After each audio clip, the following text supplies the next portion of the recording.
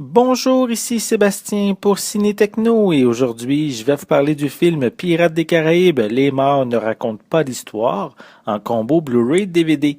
C'est réalisé par Espen Sandberg et se met en vedette Johnny Depp, Brenton Thwaites, Kaya Scodelario, Javier Bardem, Jeffrey Rush et Stephen Graham. C'est distribué par Walt Disney et vous pouvez vous le procurer en magasin depuis le 3 octobre 2017.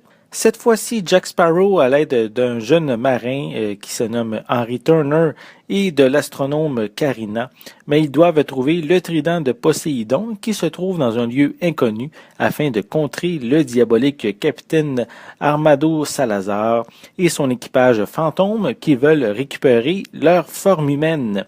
Ça faisait 6 ans que le capitaine Jack Sparrow n'avait pas repris du service. La franchise Pirates des Caraïbes qui a débuté en 2003 et qui s'inspire de l'attraction du même nom qui se trouve dans les parcs Disney, avait pas été vraiment à la hauteur de mes attentes pour le 4e opus, mais celui-ci, ce film-ci, va vraiment remettre pour moi le vent dans les voiles.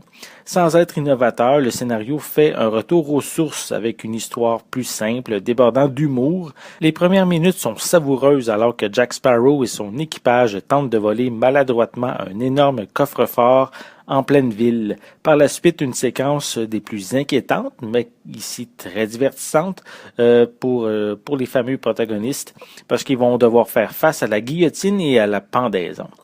Les péripéties en mer sont plus présentes dans ce nouveau chapitre. Johnny Depp est toujours aussi remarquable dans son interprétation du pirate hors norme.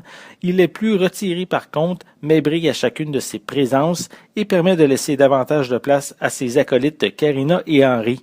Ce nouveau duo sympathique fait penser à celui d'Elizabeth et de Will qu'on a pu voir dans la trilogie originale.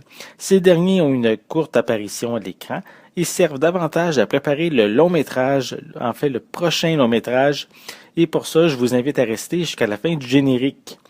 Javier Bardem, qui interprète Salazar, joue un méchant convaincant et inquiétant à chacune de ses scènes. Il faut dire que son aspect visuel y est pour beaucoup, avec son visage défiguré et ses cheveux flottant dans les airs, qu'il soit au-dessus ou en dessous de l'eau.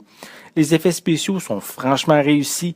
Les scènes où la mer se divise ou également lorsque le bateau de Salazar se déploie pour engloutir les ennemis sont vraiment stupéfiantes. Visuellement, cette édition Blu-ray est pratiquement parfaite. Le transfert en haute définition est d'une clarté et d'une précision remarquables, permettant vraiment de profiter pleinement des costumes, des maquillages et des effets spéciaux. Pour les pistes sonores, elles sont disponibles en anglais DTS HD 7.1, français et espagnol 5.1 pour le format Blu-ray et anglais, français et espagnol 5.1 pour le format DVD. Les deux formats ont une piste sonore anglaise DVS stéréo avec des sous-titres en anglais, français et espagnol. Pour les suppléments, on retrouve une sorte de making-of qui est divisé en 7 parties à propos des membres de la production qui discutent du retour de la franchise, d'une rencontre avec Kaya et Brenton, les acteurs interprétant Carina et Henry qui parlent de leur expérience lors du tournage. Ensuite, les membres de la production discutent du méchant et des effets spéciaux. On continue avec Kevin McNally qui incarne Gibbs, qui nous présente une journée sur le plateau de tournage. On retrouve une séquence dédiée au requin fantôme ainsi qu'une autre sur la participation de Paul McCartney au long métrage. En bref, on termine avec un retour sur la franchise. On complète avec des bloopers, une galerie d'images de Jerry Bruckheimer prises lors du tournage et des scènes supprimées, en plus d'une copie DVD ainsi qu'une copie digitale. Pirates des Caraïbes, Les morts ne racontent pas d'histoire est une excellente aventure mettant en vedette Jack Sparrow, permettant d'oublier le décevant 4e opus. Un retour aux sources qui fait du bien et qui, j'espère, ne sera pas le dernier. C'était Sébastien. Merci et bon visionnement.